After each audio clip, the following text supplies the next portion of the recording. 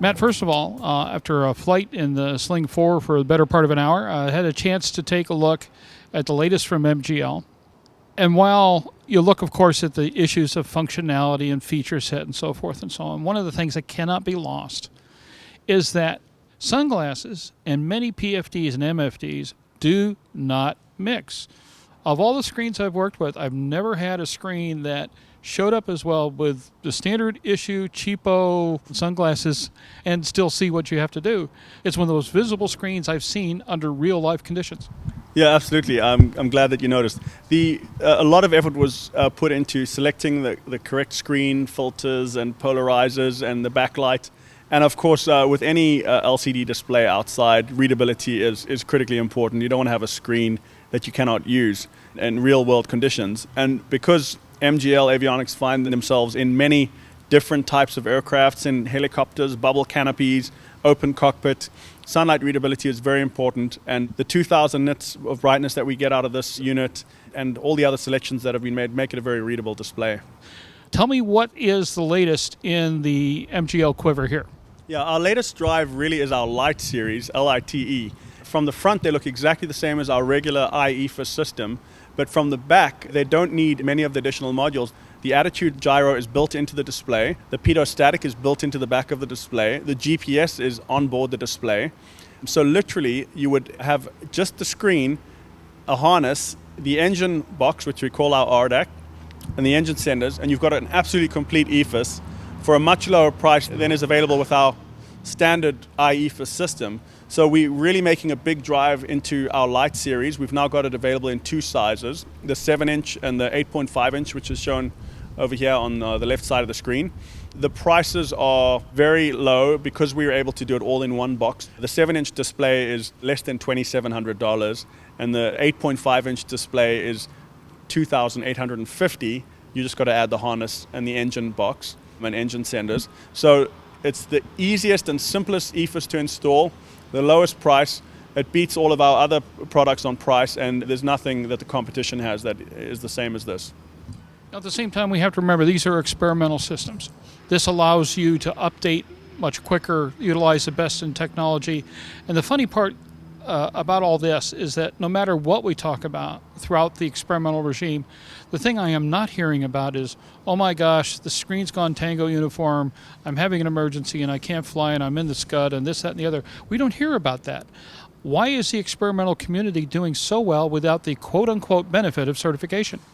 Yeah, I mean, basically, we're able to take many of the standards that are used in certification and the lessons learned, and of course, all of these things come from, let's say, the electronic industry in general. So we're able to use proven standards and known methods to come up with a system that's very reliable, even though it's not certified.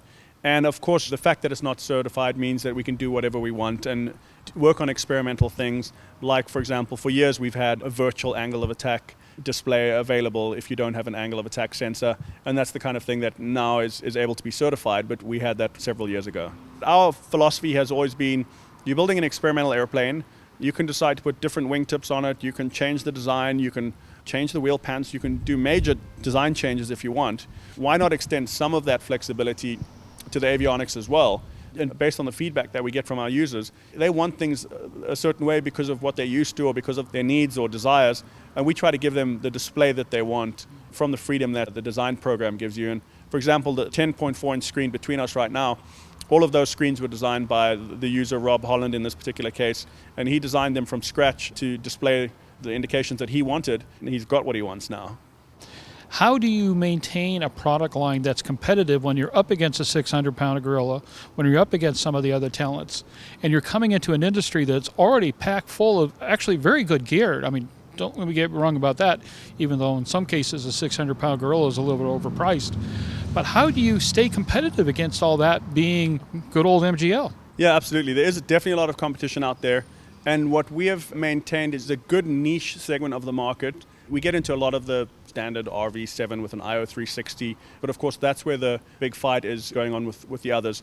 But we have always, since the beginning, and due to our design philosophy, we have maintained a certain segment of the experimental market, which we're very happy with.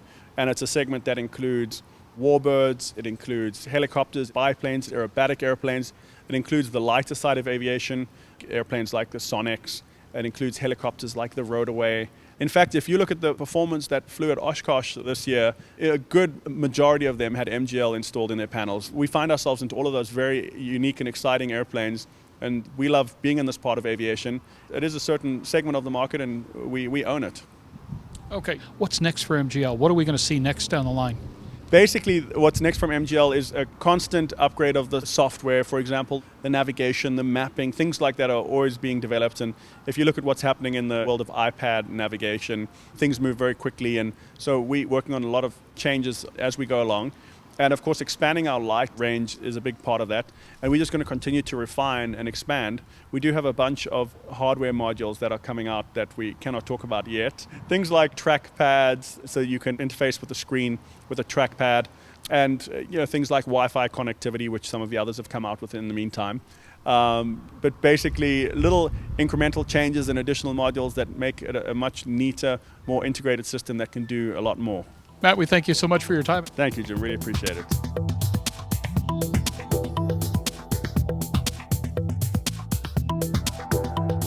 Aero-TV is brought to you by Concorde's recombinant gas RG series sealed battery technology produces a high-performance battery with the advantages of being pre-tested and fully charged at the factory.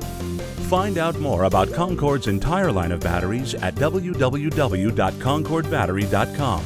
Concorde, the heart of your aircraft.